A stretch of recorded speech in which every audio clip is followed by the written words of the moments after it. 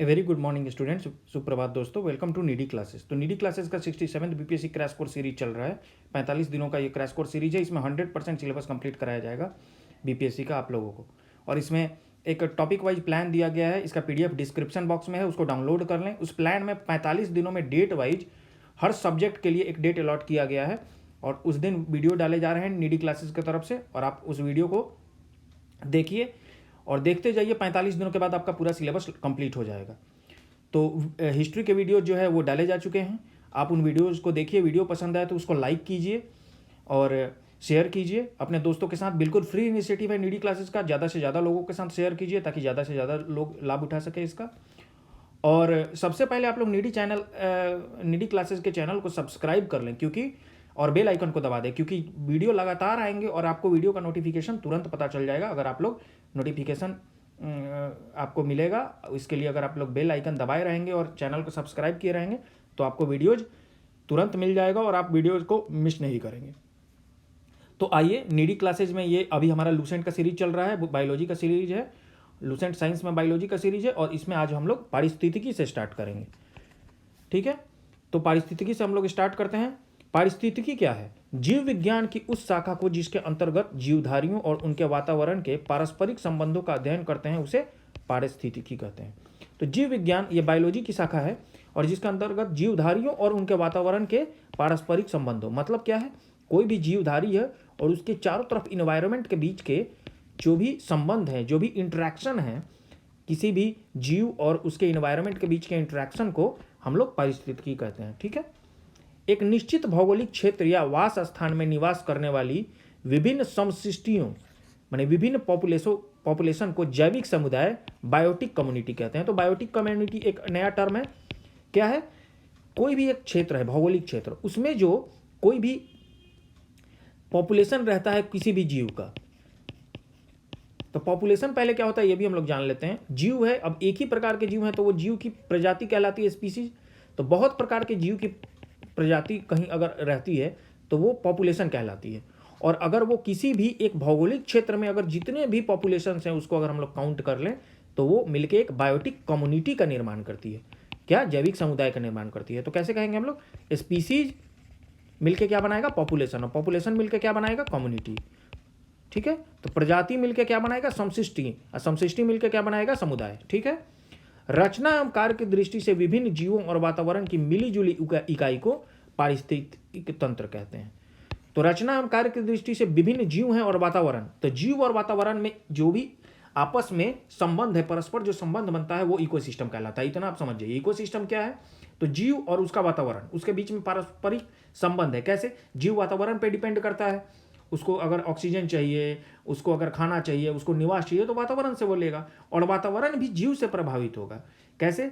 जीव जो है वहाँ रहेगा तो क्या करेगा? जीव पहले CO2 देगा, उस वातावरण को प्रभावित करेगा जीव। तो वातावरण का जीव पे भी डिपेंडेंस है और जीव का भी वातावरण पे डिपेंडेंस है, और इसलिए वो एक संबंध बनाते हैं। इसी को हम लोग इकोसिस्टम कहते हैं। सर्वाधिक अस्थायी पारिस्थितिक तंत्र महासागर है। प्रश्न आ जाता है कि सबसे परमानेंट या सबसे सेटल्ड जो है वो इकोसिस्टम कौन सा है? तो महासागर का है। तो सबसे सेटल्ड या अस्थायी पारिस्थितिक तंत्र किसका है? महासागर का है। पारिस्थितिक तंत्र या पारितंत्र, इकोसिस्टम और इकोलॉजिकल सिस्टम का प्रयोग सबसे पहले ट्रांसले नामक वैज्ञानिक ने किया।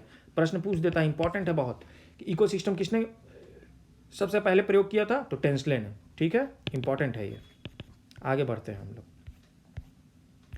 पारिस्थितिक तंत्र में तत्वों के चक्रण को जैव भू रासायनिक चक्र कहते हैं। इसको अंग्रेजी में क्या कहते हैं? बायो जियो केमिकल साइकिल। अब क्या होता है, कोई भी इकोसिस्टम है तो उस कोई भी इकोसिस्टम, जैसे मान लीजिए हम लोग एक पॉन्ड का ही इकोसिस्टम ले लिए, इसमें बहुत सारी मछलियां रह रही हैं, मेढक हैं और दूसरे भी जानवर हैं, सरीसृप हैं, दूसरे जानवर हैं। तो उनको क्या चाहिए? वो उनको एनर्जी चाहिए, और एनर्जी के लिए वो लोग क्या लेंगे? न्यूट्रिएंट लेंगे। तो मतलब न्यूट्रिएंट का आदान प्रदान होगा तो उसके लिए एक केमिकल साइकिल चलेगा जिसको हम लोग बायोजियो केमिकल साइकिल कहते हैं, जैव भू रासायनिक चक्र कहते हैं। रचनात्मक दृष्टि से प्रत्येक पारिस्थितिक तंत्र दो घटकों का बना होता है। अब कौन कौन घटक है? जैविक घटक और अजैविक घटक। ठीक है, बायोटिक कंपोनेंट और एबायोटिक कंपोनेंट। अब जैविक घटक को हम लोग देखते हैं जिसको बायोटिक कंपोनेंट कहते हैं। इसे 3 भागों में विभक्त किया गया है। कौन कौन है? उत्पादक, उपभोक्ता और अपघटक। ठीक है। उत्पादक जिसको हम लोग प्रोड्यूसर कहते हैं, उपभोक्ता मतलब कंज्यूमर, और अपघटक जिसको हम लोग डिकम्पोजर कहते हैं। मैं अंग्रेजी में भी बता रहा हूँ ताकि जो भी अंग्रेजी माध्यम के विद्यार्थी हैं उनको भी सुविधा हो, वो भी इस वीडियो को देखें तो उनको समझ में आ जाए कि ये जैसे बायो का सीरीज चल रहा है तो बायो कठिन हो जाता है हिंदी में, तो उसको अगर अंग्रेजी में भी मैं बताते चलूँगा तो अंग्रेजी माध्यम के छात्रों को भी आसान हो जाएगा, और हिंदी माध्यम के छात्र भी जिनको हिंदी शब्द जो क्लिष्ट लगते हैं, कठिन लगते हैं, उनको भी आसान हो जाएगा अगर मैं अंग्रेजी में बताऊँगा तो। अब उत्पादक क्या होता है ये हम लोग देखते हैं। वे घटक जो अपना भोजन स्वयं बनाते हैं, प्रोड्यूसर हैं, जैसे हरे पौधे। तो जो भी हर्बीवोर्स, जो भी हरे पौधे हो गए, प्रोड्यूसर्स हो गए, वो क्या करेंगे, वे अपना भोजन स्वयं बनाएंगे। उपभोक्ता कंज्यूमर, वे घटक जो उत्पादक द्वारा बनाए गए भोज्य पदार्थों का उपयोग करते हैं उनको हम लोग उपभोक्ता कहते हैं या कंज्यूमर। अब कंज्यूमर में भी प्राइमरी कंज्यूमर हो जाएगा, सेकेंडरी कंज्यूमर हो जाएगा, टर्शियरी कंज्यूमर हो जाएगा, प्राथमिक उपभोक्ता, द्वितीयक उपभोक्ता और तृतीयक उपभोक्ता। ठीक है। तो इसमें क्या होगा, ये प्राथमिक उपभोक्ता किसे कहेंगे, इसमें वे जीव आते हैं जो हरे पौधे या उनके किसी भाग को खाते हैं, जिसको हम लोग हर्बीवोर भी कहते हैं, जैसे गाय हो गया, भैंस हो गया, बकरी हो गया। ठीक है। द्वितीय उपभोक्ता किसे कहेंगे, सेकेंडरी कंज्यूमर में, तो इसके अंतर्गत वे जीव आते हैं जो प्राथमिक उपभोक्ताओं को अपने भोजन के रूप में प्रयुक्त करते हैं। अब जो पौधों को खा लेंगे वो लोग सेकेंडरी कंज्यूमर हो जाएंगे, जैसे लोमड़ी हो गया, भेड़िया हो गया, मोर हो गया आदि। अब तृतीय कंज्यूमर किसे कहेंगे, टर्शियरी उपभोक्ता, तृतीय उपभोक्ता। इसके अंतर्गत वे जीव आते हैं जो द्वितीयक उपभोक्ता को भी खा लेंगे, अब जैसे बाघ हो गया, शेर हो गया, चीता हो गया, ये लोग आदि। अब खाद्य श्रृंखला में मानव प्राथमिक एवं द्वितीयक दोनों उपभोक्ता में आ जाएगा। प्राइमरी कंज्यूमर भी है क्योंकि शाकाहारी भी है, डायरेक्ट हम लोग हरे पौधे भी खाते हैं, तो प्राथमिक कंज्यूमर भी है, हरे पौधे को भी हम लोग खाते हैं, और हम लोग सेकेंडरी कंज्यूमर भी हैं। अब अपघटक डिकम्पोजर कौन से हैं, तो इस वर्ग में मुख्यतः कवक एवं जीवाणु आएंगे, बैक्टीरिया आएंगे क्योंकि बैक्टीरिया डिकम्पोज कराएंगे कोई भी चीज़ को, कवक आ जाएंगे। तो ये मृत उत्पादक एवं उपभोक्ताओं का अपघटन कर, मतलब ये कंज्यूमर्स को भी और जो भी प्रोड्यूसर्स हैं उनको भी ये लोग डिकम्पोज कर देंगे, अपघटन करेंगे, और उन्हें भौतिक तत्वों में उनको परिवर्तित कर देंगे। उनको क्या करेंगे, फिजिकल एलिमेंट में, फिर उसके एलिमेंट में कन्वर्ट कर देंगे, क्योंकि हमारा शरीर जो है चाहे वो प्राइमरी कंज्यूमर का हो, प्रोड्यूसर का, सब मिलकर एलिमेंट तत्वों से मिलकर बना है। तो फिर वो लोग क्या करेंगे, अपघटक फिर तत्वों में बदल देंगे, उस शरीर को डिकम्पोज करके फिर तत्वों में बदल देंगे। तो डिकम्पोजर का इंपॉर्टेंट, अपघटक का इंपॉर्टेंट रोल हो जाता है। ठीक है। अब हम लोग देखेंगे अजैविक घटक, एबायोटिक कंपोनेंट्स। अजैविक घटक कौन कौन है, तो कार्बनिक पदार्थ, अकार्बनिक पदार्थ, जलवायुवीय कारक।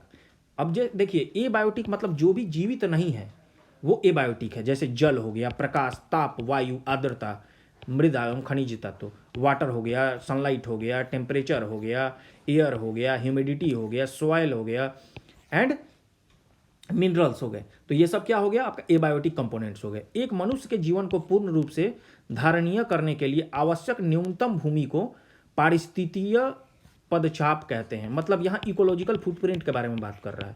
अब फुटप्रिंट पूछता है कि क्या है इकोलॉजिकल फुटप्रिंट, तो एक मनुष्य जो है उसके जीवन को धारण करने के लिए जो न्यूनतम भूमि उसको चाहिए, तो वो उसका इकोलॉजिकल फुटप्रिंट कहलाता है, पारिस्थितिकीय पदछाप कहलाता है। सर्वाधिक जैव विविधता, सबसे ज़्यादा बायोडाइवर्सिटी। अब डाइवर्सिटी का मतलब क्या होता है, बायोडाइवर्सिटी में विभिन्न प्रकार के जीव जंतु वहाँ पाए जाएंगे, बहुत विभिन्न प्रकार के पादप पौधे पाए जाएंगे, विभिन्न प्रकार के जंतु पाए जाएंगे। तो ऐसे उष्णकटिबंधीय वर्षा वन जो हैं, जो भी हमारा इक्वेटोरियल फॉरेस्ट है, जो कि विषुवत रेखा के आसपास के जो क्षेत्र हैं, 10 डिग्री नॉर्थ और 10 डिग्री साउथ, 10 डिग्री नॉर्थ और 10 डिग्री उत्तर और 10 डिग्री दक्षिण में जो ये आपके पौधे पाए जाएंगे जो विषुवत रेखा के, भूमध्य रेखा के आसपास के क्षेत्रों में, तो वो उष्णकटिबंधीय वर्षा वन कहलाते हैं, क्योंकि ये उष्णकटिबंधीय क्षेत्र में पाए जाएंगे। और यहाँ सबसे ज़्यादा जैव विविधता होगी। क्यों? क्योंकि यहाँ बरसात होने के कारण सबसे ज़्यादा आर्द्रता भी होगी, मॉइस्चर भी यहाँ ज़्यादा रहेगा, और यहाँ टेम्परेचर भी ज़्यादा रहेगा। जहाँ भी आर्द्रता, मॉइस्चर और टेम्परेचर दोनों रहेगा वहाँ विविधता ज़्यादा पाई जाएगी। और पारिस्थितिकी विज्ञान केंद्र कहाँ है, इकोलॉजिकल जो है साइंस सेंटर कहाँ है, तो वह बेंगलुरु में है। इंपॉर्टेंट पॉइंट है। ठीक है। तो यहाँ तक जो है हम लोगों ने पारिस्थितिकी को देख लिया। अब अगला टॉपिक जो है वो हमारा प्रदूषण है। तो प्रदूषण को हम लोग शुरू करेंगे। ठीक है।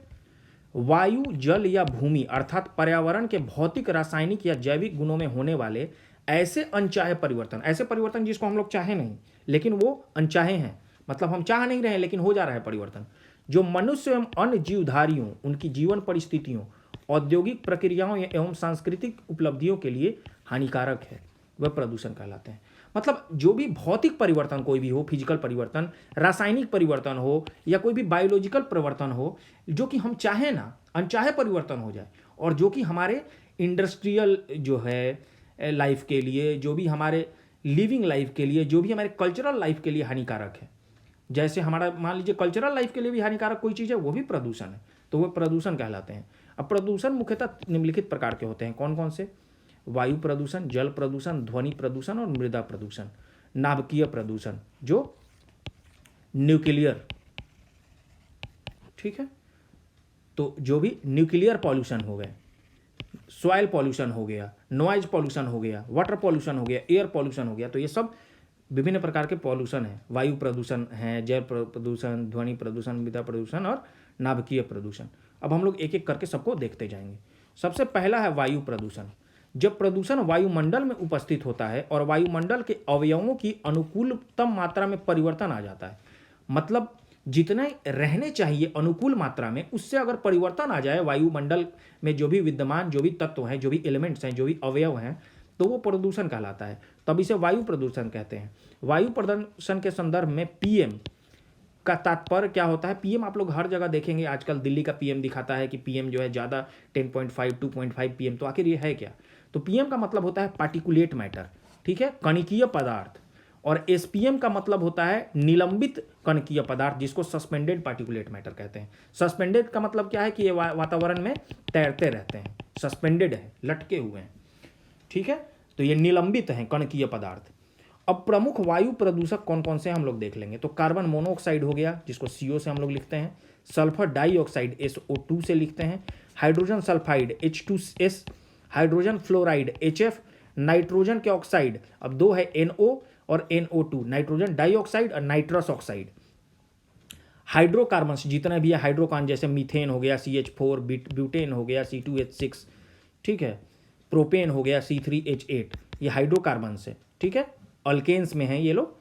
अमोनिया NH3, तंबाकू का धुआं, फ्लोराइड्स, जितने भी फ्लोराइड्स हैं आपके, जैसे आप लोग देखते हैं फ्लोराइड्स क्या है, जो भी हमारे रेफ्रिजरेटर हैं, फ्रिज जो है या एयर कंडीशनर, उसमें पहले फ्लोराइड्स यूज होते थे, जैसे कार्बन टेट्राक्लोराइड CCl4, ये यूज होते थे, रेफ्रिजरेंट के रूप में यूज होते थे।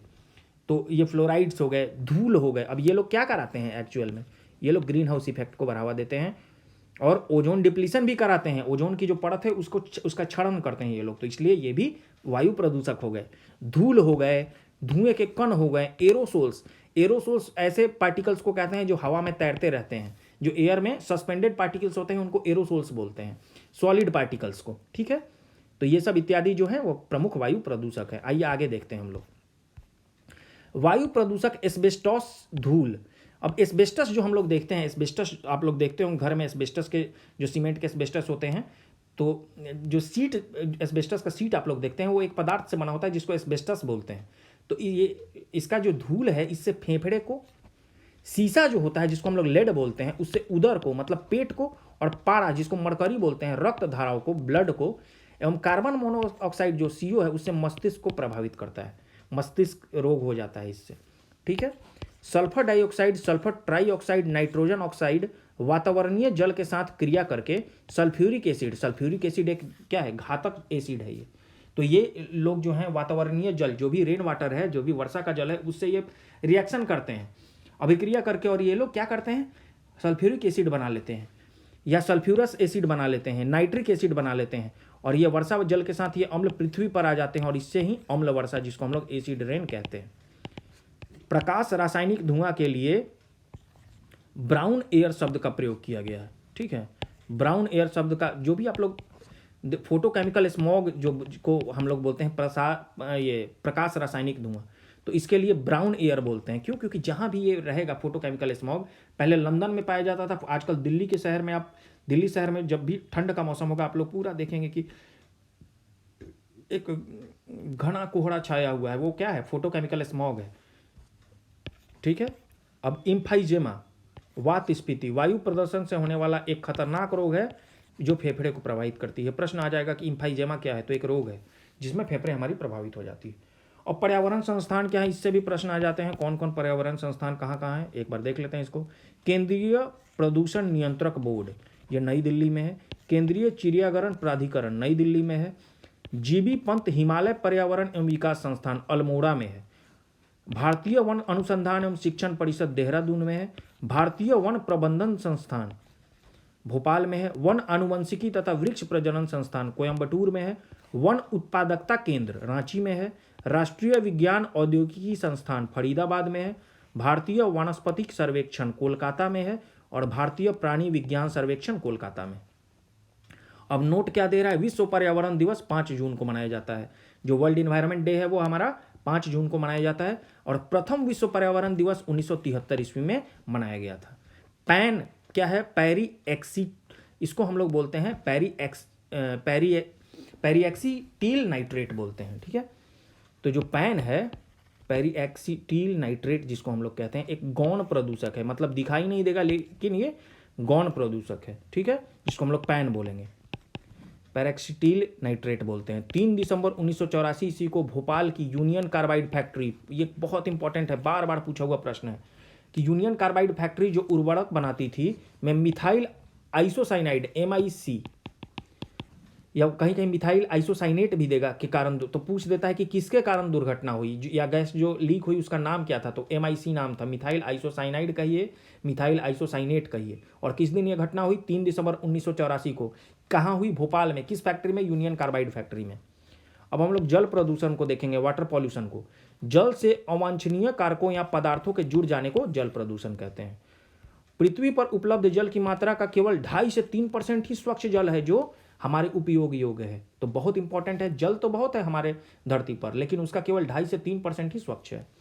अब जल प्रदूषण के स्रोत क्या क्या हैं, तो जल प्रदूषण मुख्यतः carbonate, chloride, sodium bicarbonate, magnesium व पोटेशियम के sulphates, ammonia, carbon monoxide, carbon dioxide तथा औद्योगिक जो भी अवशिष्ट हैं, इंडस्ट्रियल वेस्ट है, उसके जल में घुल जाने से जल प्रदूषण हो जाता है। समुद्र जलीय प्रदूषण सल्फर युक्त भारी धातुओं। अब समुद्र में भी प्रदूषण हम लोग देख रहे हैं, हमारा पूरा समुद्र जो है आजकल प्रदूषित होता जा रहा है। क्यों? क्योंकि जितने भी देश हैं, जितने भी शहर हैं, सबका कचरा फाइनली अंत में कहाँ पहुँचता है, नदियों के माध्यम से समुद्र में पहुँच जाता है। तो समुद्र जलीय प्रदूषण सल्फर युक्त भारी धातुओं, हाइड्रोकार्बन, पेट्रोलियम पदार्थों के जल में घुलने से क्या होता है, समुद्र जलीय प्रदूषण हो जाता है। अच्छा, अब एक चीज़ आप लोग देखेंगे कि जो समुद्र है हमारा, उसमें बहुत सारे बड़े बड़े ऑयल टैंकर्स जो हैं ये जाते हैं, ऑयल लेकर जाते हैं, तेल लेके जाते हैं, क्रूड ऑयल कहिए, कच्चा तेल कहिए, या पेट्रोल डीजल लेके जाते हैं। तो ये जब तेल जो है, अगर टैंकर जब लीक हो जाता है या कोई दुर्घटना हो जाती है इन टैंकरों के साथ, तो समुद्र में जब ये तेल बहता है तो होता क्या है कि ये पानी के ऊपर एक लेयर बना लेता है। क्यों? क्योंकि घनत्व तो जो है वो तेल का कम होता है, डेंसिटी कम होता है, तो इस कारण से पानी के ऊपर तैरता रहता है ये तेल और एक लेयर बना लेता है। अब ये जब लेयर बना लेगा तो क्या होगा, ऑक्सीजन का जो आदान प्रदान है एयर एटमॉस्फेयर के साथ आपका समुद्र का, वो समाप्त हो जाएगा। अब समाप्त हो जाएगा तो जो लिमिटेड, जो कम ऑक्सीजन है, वही ऑक्सीजन मतलब एक बंद कमरा के भांति हो गया ये। तो जितने भी जलीय जीव हैं, समुद्र जलीय जीव हैं, अब उनके लिए ऑक्सीजन कम पड़ने लगेगा और उनकी मृत्यु हो जाएगी। तो आप लोग देखेंगे कि बहुत सारे मृत जो है जलीय जीव या समुद्र जीव पाए जाते हैं। जहाँ भी ये दुर्घटना होती है वहाँ बहुत सारे मृत जीव दिखने लगते हैं। तो इसलिए ये पेट्रोलियम पदार्थ भी नहीं होना चाहिए समुद्र में, ठीक है, वो भी जल प्रदूषण का एक उदाहरण है, ठीक है। अब हम लोग देखेंगे कि नोट क्या कह रहा है, भारत के कुछ भागों में भूमिगत पेयजल में, जो हमारा भूमिगत पेयजल है, जो हमारा ग्राउंड वाटर है, उसमें आर्सेनिक एवं फ्लोराइड नामक प्रदूषक पाए जाते हैं। आर्सेनिक और फ्लोराइड नामक ये है वाटर पॉल्यूटेंट है। अब भूमिगत जल प्रवाह के साथ नीचे की ओर बहने वाले प्रदूषकों को निछालक कहते हैं, हिंज कहते हैं। अब भूमिगत जल प्रवाह के साथ जो नीचे की ओर जो बह जाते हैं प्रदूषक, तो वो क्या है, हिंज कहलाते हैं, निछालक कहलाते हैं, ठीक है। अब ऑयल स्पिल्स क्या है ये हम लोग देखते हैं। तो मैं पहले बता भी चुका हूँ, ऑयल टैंकरों से रिसा हुआ तेल सागरीय जल की सतह पर शीघ्रता से फैल जाता है। इस तरह जलीय सतह पर फैले तेल को ऑयल स्पिल्स कहते हैं। पारा युक्त जल पीने से मिनीमाटा रोग हो जाता है। बहुत इंपॉर्टेंट प्रश्न है, बार बार पूछता है, मरकरी से कौन सा रोग होता है? मिनीमाटा रोग हो जाता है। एस्बेस्टस के रेशों से युक्त जल के सेवन करने से एस्बेस्टोसिस नामक जानलेवा रोग हो जाता है। एस्बेस्टोसिस क्या है? एक प्रकार का फेफड़े का रोग है। अब नोट क्या है, नदियों में जल प्रदूषण की माप ऑक्सीजन की घुली हुई मात्रा से होती है, डिजॉल्व ऑक्सीजन की घुली हुई मात्रा से होती है। ठीक है, डीओ लेवल जो है डिजॉल्व ऑक्सीजन। अब देखिए, जल प्रदूषण जब भी होगा तो क्या होगा, आपका डिजॉल्व ऑक्सीजन जो है उसकी मात्रा कम हो जाएगी। क्यों कम हो जाएगी? क्योंकि ऑक्सीजन अगर ज़्यादा मात्रा में रहेगा तब हम लोग समझेंगे कि वह जल प्रदूषित नहीं है। अगर वो जल प्रदूषित हो गया तो उसमें ऑक्सीजन जो है वो कम हो जाएगा। प्रदूषित जल का मतलब है कि उसमें बहुत सारे क्या आ गए, बहुत सारे केमिकल्स आ गए, बहुत सारे रसायन आ गए। जब वो रसायन आएंगे तो उसमें बहुत सारे जितने भी आपके प्लांक्टन्स हैं या पौधे हैं, जलीय पौधे, उनकी संख्या बढ़ती जाएगी। अब वो बढ़ेंगी तो वो क्या करेंगे, फिर उनको डिकम्पोज कराने के लिए, उनको अपघटित कराने के लिए बैक्टीरिया वर्क करेगा, और बैक्टीरिया क्या करेगा, उस ऑक्सीजन को कंज्यूम करेगा। तो जितना बैक्टीरिया बढ़ेगा, ऑक्सीजन को कंज्यूम कराएगा, तो उससे क्या होगा, ऑक्सीजन की मात्रा कम हो जाएगी। इसीलिए जो भी प्रदूषित जल होता है उसमें डिजॉल्व्ड ऑक्सीजन की मात्रा कम होती है। अब हम लोग ध्वनि प्रदूषण के बारे में देखेंगे, साउंड पॉल्यूशन। वातावरण में चारों ओर फैली अनिश्चित या अवांछनीय ध्वनि को ध्वनि प्रदूषण कहते हैं। अब ध्वनि प्रदूषण के स्रोत क्या है? ध्वनि प्रदूषण का स्रोत ऊंची आवाज या शोर है, चाहे वह किसी प्रकार उत्पन्न हुआ हो। नोट, पराध्वनिक जेट जो है ओजोन परत को पतला करके प्रदूषण पैदा करता है। यह इंपॉर्टेंट पॉइंट है। अब हम लोग आगे देखेंगे। अब चौथा जो प्रकार का प्रदूषण है वो सॉइल प्रदूषण या मृदा प्रदूषण है। भूमि का विकृत रूप मृदा प्रदूषण कहलाता है। अब सॉइल पॉल्यूशन भी है। अब हमको लगता है कि मिट्टी प्रदूषित नहीं होती है, लेकिन वो भी होती है। क्यों, कैसे होगी, देख लेते हैं हम लोग। मृदा प्रदूषण के स्रोत देखेंगे। अगर अम्लीय वर्षा, एसिड रेन कहीं होगा तो क्या होगा, आपका सॉइल एसिडिक हो जाएगा, आपका मिट्टी जो है वो अम्लीय हो जाएगा।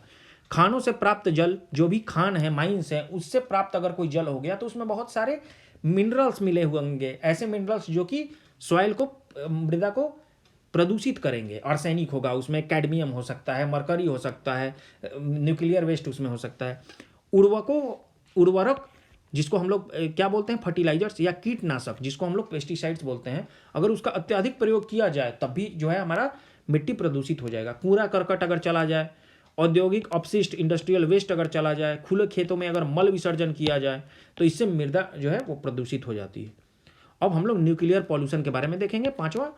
ठीक है, यह प्रदूषण रेडियो एक्टिव किरणों से उत्पन्न होता है। हम लोग जानते हैं कि जो भी हमारे न्यूक्लियर जो भी सब्सटेंस हैं, तो वो लोग क्या करेंगे, जो भी हमारे न्यूक्लियर सब्सटेंस हैं, नाभिकीय जो भी पदार्थ हैं, वो रेडियो एक्टिव किरण उत्पन्न करते हैं। तो अगर रेडियो एक्टिव किरण जो है वो जहाँ भी जाएगा वो न्यूक्लियर पॉल्यूशन क्रिएट करेगा। क्यों? क्योंकि रेडियो एक्टिव प्रदूषण के निम्न स्रोत हो सकते हैं। क्या क्या स्रोत होंगे? चिकित्सा में उपयोग होने वाले किरणों से प्राप्त प्रदूषण। बहुत सारे रेडियो एक्टिव जो है किरणों का प्रयोग चिकित्सा में भी किया जाता है। जैसे कैंसर में जो कीमोथेरेपी होता है वो भी एक रेडियो एक्टिव सब्सटेंस जो कि सिस्प्लैटिन के नाम से जाना जाता है। ठीक है, तो सिस्प्लैटिन जो है वो कीमोथेरेपी हो गया। वैसा ही रेडियोथेरेपी होता है एक, जिसमें हम लोग रेडियो एक्टिव रे का प्रयोग करते हैं। किसका प्रयोग करते हैं? रेडियो एक्टिव रे का। तो चिकित्सा में उपयोग होने वाले किरणों से प्राप्त प्रदूषण जो है वो स्रोत हैं। परमाणु भट्टियों में प्रयुक्त होने वाले ईंधन से, जो कि आपका न्यूक्लियर पावर प्लांट्स हैं, उससे हो सकता है। नाभिकीय शस्त्रों के उपयोग से, जो भी न्यूक्लियर आपके वार हेड हैं, न्यूक्लियर वार हेड्स हैं, या न्यूक्लियर जो भी मिसाइल्स हैं, उनके प्रयोग से। परमाणु बिजली घर से निकलने वाले अपशिष्ट पदार्थ, शोध कार्यों में प्रयुक्त रेडियोधर्मी पदार्थों से, अगर हम लोग शोध कार्य के लिए भी, रिसर्च वर्क के लिए भी यूज करते हैं, उससे प्रदूषण। सूर्य की पराबैंगनी किरणों से, जो भी अल्ट्रावायलेट रेज हैं सूर्य की, उससे उत्पन्न प्रदूषण। तो अमेरिका में 28 मार्च 1979 को 1979 को 3 माइल आइलैंड रिएक्टर में भीषण दुर्घटना हुई। क्या दुर्घटना हुई? रिएक्टर में होने वाली दुर्घटनाओं में सबसे अधिक हानिकारक व भीषण दुर्घटना 26 अप्रैल 1986 को यूक्रेन के चेर्नोबिल स्थित एक रिएक्टर में। बहुत इंपॉर्टेंट है क्योंकि सबसे भीषण दुर्घटना थी यूक्रेन में जो हुआ था, चेर्नोबिल में हुआ था 26 अप्रैल 1986 को, और जिसमें एक रिएक्टर इकाई की छत ही गल गई थी। और छत गल गई तो समझिए कि क्या हुआ, छत ही जब नहीं रहा रिएक्टर का तो कितना न्यूक्लियर वेस्ट जो है वातावरण में फैला होगा और कितना वो प्रदूषण किया होगा। और यह प्रदूषण जो होता है न्यूक्लियर वेस्ट का, ये काफ़ी दिनों तक रहता है। इसका प्रभाव बहुत, 1 जनरेशन, 2 जनरेशन, 3 जनरेशन, 4 जनरेशन, 5, मतलब जनरेशन टू जनरेशन ये ट्रांसमिट होता है। किसी एक जनरेशन तक यह सीमित नहीं रहता है। जैसे जापान में भी जब एटम बम गिरा था तो हिरोशिमा नागासाकी पे उसका आज भी देखने को मिलता है प्रभाव। वैसे ही अभी कुछ दिनों पहले फुकुशिमा, जो कि जापान में है, फुकुशिमा, वहाँ भी न्यूक्लियर रिएक्टर जो है उससे लीक हो गया था न्यूक्लियर वेस्ट। क्यों? क्योंकि जापान में हमेशा भूकंप आते रहते हैं, तो वहाँ बहुत सारे न्यूक्लियर रिएक्टर्स भी हैं, न्यूक्लियर पावर प्लांट्स हैं, तो उनका भी खतरा रहता है। वो अगर लीक हो जाए तो उससे भी न्यूक्लियर वेस्ट फैल सकता है। तो अब आगे हम लोग देखेंगे प्रदूषकों का दीर्घकालीन प्रभाव। ज़्यादा दिनों तक का प्रभाव को दीर्घकालीन प्रभाव कहते हैं। तो उसका प्रदूषक का दीर्घकालीन प्रभाव क्या है हम लोग देखते हैं। प्रदूषक जो है कार्बन मोनोऑक्साइड, इसका प्रभाव जो है CO का लीवर और किडनी की क्षति ये कराता है। नाइट्रोजन के ऑक्साइड्स हैं NO और NO2, ये कैंसर कराते हैं। धूलकण जो है वो श्वास संबंधी रेस्पिरेटरी रोग कराएंगे। शीशा, जिसको लेड बोलते हैं, वो आपके नर्वस सिस्टम को प्रभाव करेगा। जैसे मरकरी है वो भी आपके नर्वस सिस्टम को प्रभावित करता है, वैसे ही शीशा भी नर्वस सिस्टम को प्रभावित करता है। तो इस प्रकार से अब हमारा प्रदूषण जो है वो कंप्लीट हो जाता है। और इसमें भी काफ़ी ज़्यादा ये ऐसे चीज़ें हैं जो आपको याद करने होंगे, काफ़ी ज़्यादा फैक्ट्स हैं। इसलिए अब इसी को, इस प्रदूषण चैप्टर के साथ ही इस वीडियो को समाप्त करना सही रहेगा, क्योंकि फैक्ट्स बहुत हैं, आप लोग याद करें। और हर फैक्ट जो है वो अपने आप में उपयोगी है। 1 लाइनर टाइप सारे फैक्ट्स हैं जो कि एग्जाम में आ सकते हैं। इसलिए आप लोग एक एक फैक्ट को अच्छे से याद करें, वीडियो को देखें। वीडियो अगर पसंद आए तो उसको लाइक करें। कमेंट में अगर आपके कुछ सुझाव हैं तो उसको ज़रूर बताएं, ताकि हम अपने में सुधार ला सकें और इससे हमारा जो है प्रोत्साहन भी होगा। आप लोग सबसे पहले नीडी क्लासेज चैनल को सब्सक्राइब कर लें। बिल्कुल फ्री इनिशिएटिव है हमारा। पूरा 100% सिलेबस हम लोग BPSC का कवर करा देंगे। इसलिए अपने दोस्तों में जितने ज़्यादा से ज़्यादा हो सके उसको शेयर करें, चैनल को सब्सक्राइब कर लें, बेल आइकन को दबा दें। और फिर अगले वीडियो में आप प्राणी विज्ञान के साथ लूसेंट साइंस में बायोलॉजी सीरीज को कंटिन्यू करेंगे हम। तब तक के लिए धन्यवाद।